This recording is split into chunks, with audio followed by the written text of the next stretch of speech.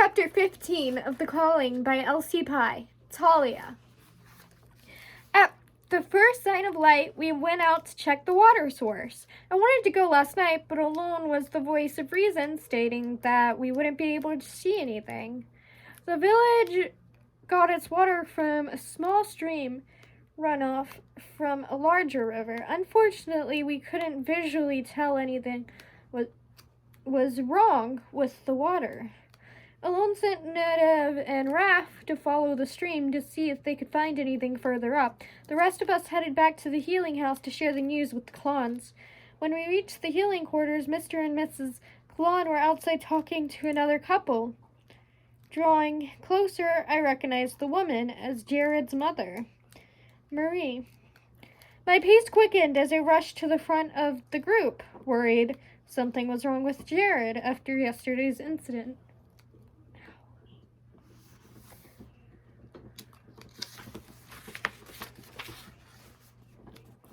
Is everything all right? Is Jared okay? I asked, unable to hide my concern. Jared's mother stretched out her hand and placed it on my shoulder. She must have heard the panic in my voice. There is no need to worry. Jared is perfectly well. He is here running around with Gemma somewhere, Marie explained while searching for him. My body relaxed and I found myself able to breathe again. My husband, Anthony, and I wanted to come by to thank you for all you did. I'm thrilled to hear Jared is doing well, I replied. Laughter and small feet hit the ground, interrupted our conversation. Gemma and Jared came running around the houses, chasing one another. They stopped when they saw all of us. Gemma's face lit up and she ran towards me and threw her small arms around my waist. At first, I was taken aback. None of the children in Gasmere ever approached me. I wasn't used to this sort of affection. My heart softened as I returned the hug. Talia, want to come play with us? Jared begged, the hopefulness evident in his warm brown eyes and curly auburn hair.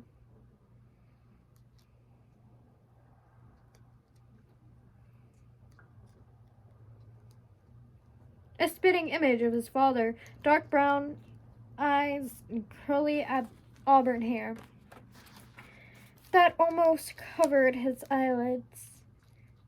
Marie had slightly lighter features, hazel eyes, and long golden brown hair. They were a beautiful family.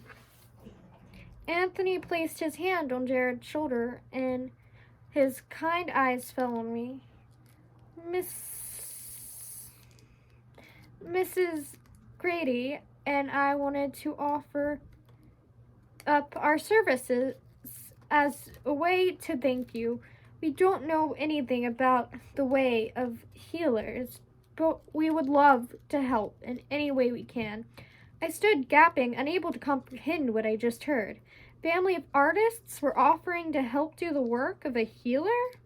A few moments passed and I still hadn't responded. That is, if it's okay with you, Mr. Klon. It's a little unorthodox. Of course, Mr. Klon interrupted. We would be most honored to have you join us today. You came at perfect time. At the perfect time, Alon spoke up as he came to stand next to me. I had almost forgotten they were still behind me, but I nodded in my agreement. We believe we know where this sickness is coming from, Alon continued. Where?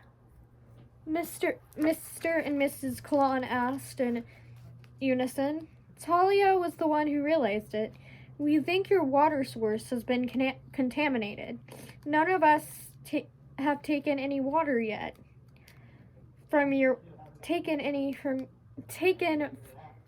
None of us have taken from your water yet.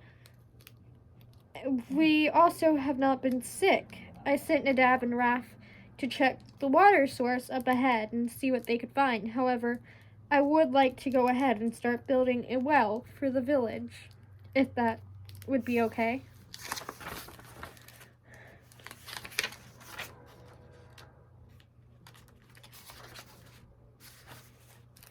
Mrs. Klon rubbed her forehead. I can't believe we missed that.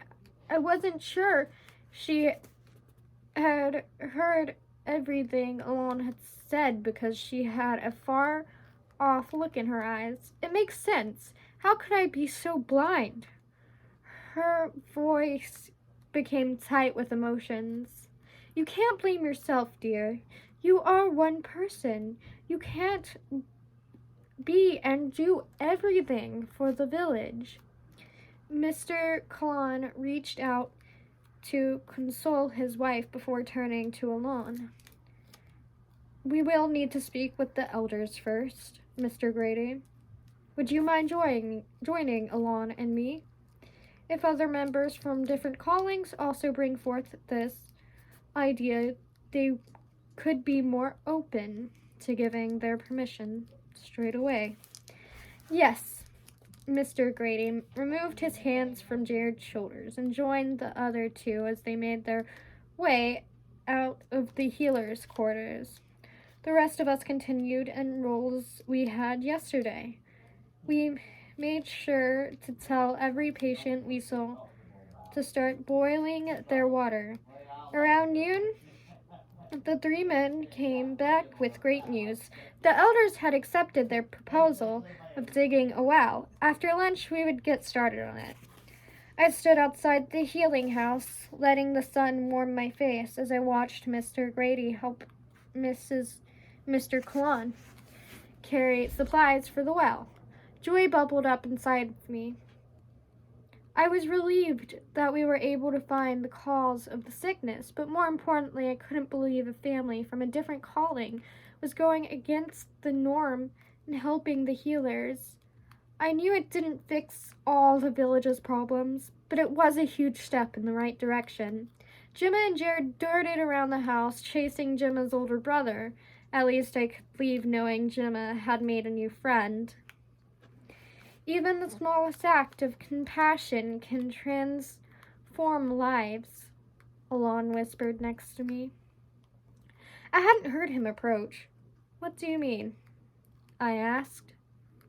By helping Jared, you showed this village that you can still help, even if it goes against your calling. This family, this village, will never be the same. I shuffled my feet, kicking at a clump of dirt. His words cut straight through me, making me uncomfortable. Alon, you're mistaken. I didn't do anything of significance. Showing kindness to a young girl who feels alone in this world and sacrificing your time to help strangers isn't significant, Talia. Everything you do carries an influence, whether it's good or bad. It will always impact this world. He walked away from me. I was left alone, trying to carry the weight of his words. Could I make that much of an impact on the lives around me? I walked over to everyone gathering on the ground to enjoy a meal together. It would probably be our last meal with the Klons and the Gradys. Raph and Nadav had made it back and confirmed our suspicions. The river led them to a neighboring village that had absently been allowing their livestock to bathe and drink from the stream, and led to Hatley, and that led the stream that led to Hatley. With all the extra hands, it wouldn't be surprising if they finished the well today. That meant we would be able to get back to finding Jules. This sickness had been consuming my thoughts these past few days, but not once did I forget about Jules. I had missed this village and the friends we have made, but I was more than ready to get back to finding Jules. Gemma sat down next to me and began interpreting every conversation. I sat content, listening to the chatter and enjoying the wild turkey and rosemary sandwiches Eaton had made for everyone. You can't leave, not yet. It's the Harvest Festival tomorrow. You have to stay for it. Gemma hopped up and stomped her foot while crossing her arms. Her eyes were fixed on Alone, who must have informed Mr. Klon of what I already assumed. We were heading out tomorrow. Father, tell them they have to stay. It won't be any fun if they aren't there. This is the first harvest festival I get to stay up for, and I wanted to share it with Talia, she pleaded. The harvest festival was tomorrow, Jules and I's favorite day of the year. She wouldn't be celebrating it. Guilt hit me like a brick wall. It had been a week since Jules had been taken, and we still hadn't saved her. She had to endure who knows what kind of torture for a whole week.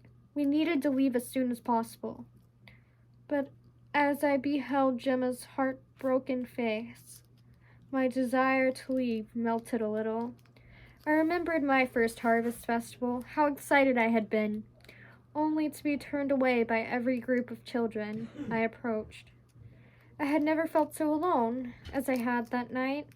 I didn't want Gemma's first harvest festival to be like mine. I turned to Alone, silently seeking permission for us to stay. He stared back at me. It was as if he had relived the memory with me, knew how I felt. He gave me a small nod, gesturing to me for me to answer. Gemma, we would love to attend the harvest festival with you. A high-pitched squeal caused everyone to cover their ears. This is going to be the best festival ever.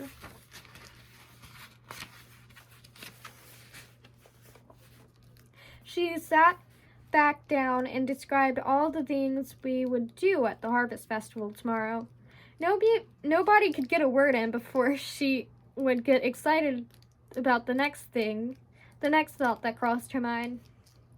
I was excited for the festival tomorrow to see how other villages beside Gasmere celebrated, yet the guilt of celebrating a festival without Jules haunted me. How could I enjoy myself when my best friend was missing, probably suffering? I was the worst person in Landor. But I would also regret not staying for Gemma. What was certain was that I would not be able to truly enjoy myself tomorrow. Does that sound okay to you, Talia? Mrs. Collins asked. I had completely lost track of the conversation, and it must have been evident on my face. I probably resembled a deer about to be shot. Holding back a small chuckle, Mrs. Kalan continued. We were talking about some extra dresses Mrs. Grady and I have for you three ladies to wear for the festival. However, you will all need to come over later to try them on.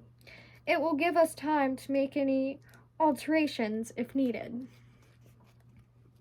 I was about to protest. I didn't want to take anything from these women. Plus, I could tell from Adira's face that if I didn't say something, she would bluntly object to their offer. We would be honored to wear anything you have to offer us. We wouldn't dare offend your kindness by saying no. Hafsa interjected, a smooth and gentle voice. Great. Now, if I tried to turn down their offer, it would come off as being disrespectful.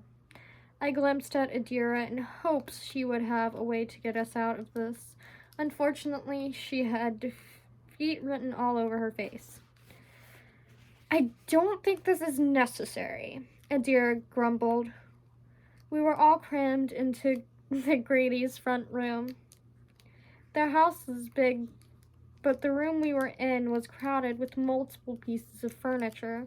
Luckily, only the five of us, plus Gemma, were trying to fit into the room. On the outside, their home was a simple timber house. But once we walked through the front door, I was taken aback. The Gradys said they were artists, but I never would have guessed what that truly meant.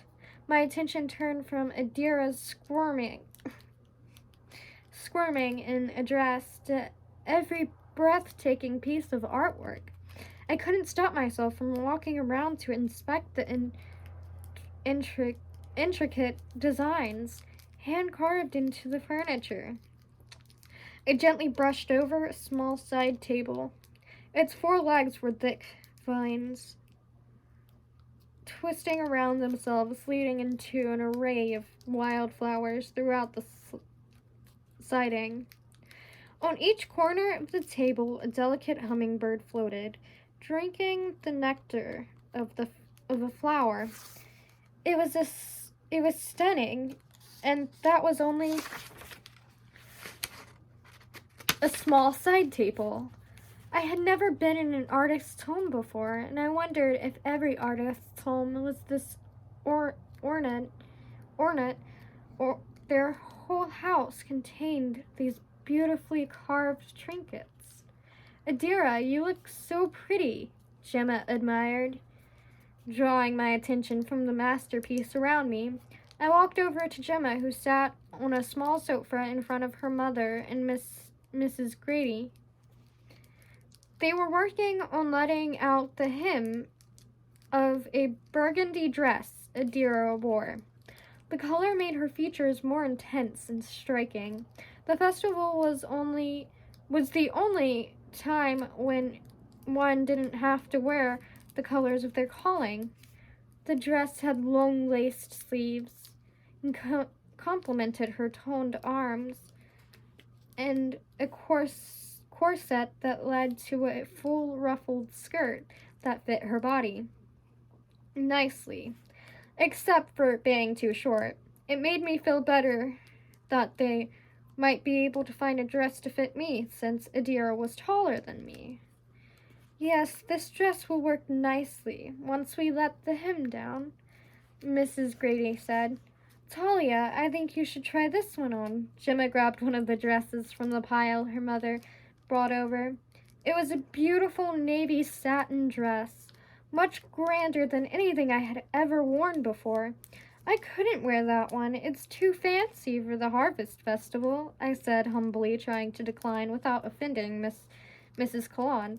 The color of the dress would highlight my unique colored eyes, causing me to stand out even more than usual, something I generally tried to avoid. That's the dress I wore the night I met Mr. Colon, Mrs. Colon recalled. We met at a harvest festival. Mr. Colon likes to say it was definitely love at first sight. Maybe it will bring the same luck to you, Talia.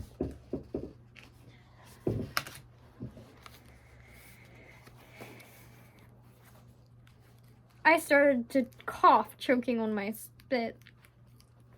Yeah, Talia, you should do Mrs. Colon the great honor of wearing her dress, Adira said with an amused smile. Then it's settled. Hurry up and put it on, Talia, so Mrs. Grady can see how it fits, Hafsa commanded, holding back laughter. They were setting me up, begrudgingly.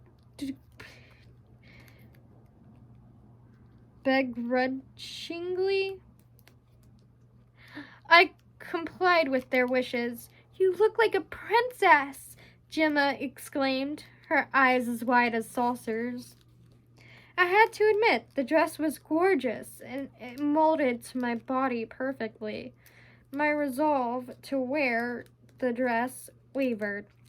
The soft, pillowy sleeves hung off my shoulders delicately and accentuated my neckline in a way I didn't know was possible. Thankfully, the sleeves continued down my arms to my wrists, hiding the empty crest on my arm. The satin bodice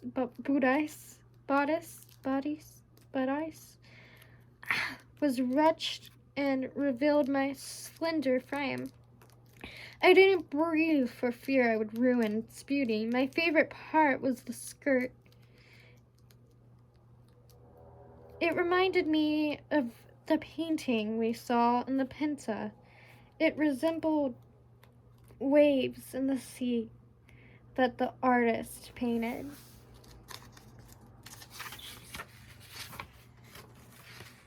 Different pieces of fabric draped around my hips, overlaying a skirt underneath. From the corner of my eye, I caught Mrs. Klon drying off a tear from her cheek. I shouldn't wear this. It's too much, I insisted. Nonsense! You are blessing me with fond memories by wearing that dress, Mrs. Klon reassured me. With a nervous smile, I gave in to Mrs. Klon's wishes, knowing that it would be her joy to see me wearing it. Plus, I couldn't help but to feel excited to wear something that made me feel beautiful. After Mrs. Grady fixed my dress, Hafsa tried on a light pink dress that fit like a glove,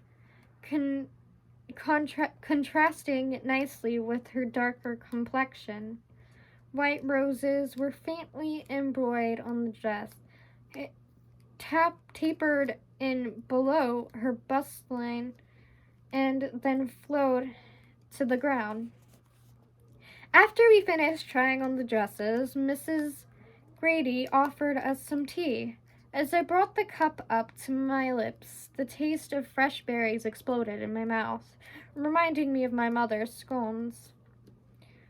What you did the other day, it reminded me of what life was like before the callings, Mrs. Grady recalled. When everyone would help one another, I remembered as a little girl that if there was a need, the whole village would come together and fix it.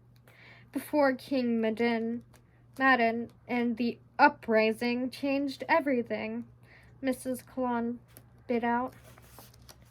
I paused, the teacup at my lips. No one openly mentioned the uprisings. All I knew was that the elders told us that the calling was instilled to bring peace to Landor after the civil unrest brought about by the uprising. Slowly bringing my cup down onto the table, I asked, "What happened during that time?" Mr. Klon placed her arms around Gemma and took a deep breath before saying, "During the first 5 years, after the royal family was murdered, there were a lot of uprisings among the people. Everyone adored the late king and queen, and Landor had always known peace and abundance under their region. But the first royal decree King Madden made was too close our borders and no longer allow trade with other kingdoms. He was suspicious that a neighboring kingdom had killed the royal family. Out of the corner of my eye, I noticed Hafsa stiffen next to me on the sofa, but when I glanced over, her face revealed nothing. It didn't take long for the villagers to notice the adverse effect on our economy. Landor received much of its wealth from trading commodities, specifically lumber, and when the king shut that down, everyone felt it. It put many people out of jobs and left them unable to provide for their families. Plus, the neighboring kingdoms denied that they had brought any harm to the royal family. Nevertheless, uprisings followed throughout the kingdom, but since the king controlled the only organized force, they never lasted. The king's guards were ruthless in ridding the land of any insurgents. I couldn't believe what I was hearing. How did I not know any of this? After a while, people gave up hope and were tired of seeing their loved ones die, so they submitted. It was a hard time for everyone. Many families turned against one another, each other during the uprising. That is why none of the older generations want to talk about it. Mrs. Cologn's voice softened as she finished. So King Madden created the callings, I said. It was his way of bringing peace and control back to the kingdom. And at that point, everyone had lost so much already that no one wanted to fight it. This is why when you went out of your way to help not only someone in a different calling than you, but a stranger, we were reminded of the old ways. Mrs. Grady leaned forward to place her hand on my knee. That night, Mr. Grady and I decided that we no longer wanted to live our lives divided from others. Mrs. Grady declared with determination. I couldn't take credit for that. All I did was respond in the way my parents had taught me to. I was a trained healer. I reacted on instinct. I didn't know how to reply with words, so I gave her a small smile. On our way back to the tavern, I couldn't stop thinking about what Mrs. Grady had said. Confusion flooded my mind. Why weren't we taught more about the uprisings? And what else were they trying to hide from us? Along with the confusion, a seed of hope started to take root. If one family could change their outlook, couldn't others do as well?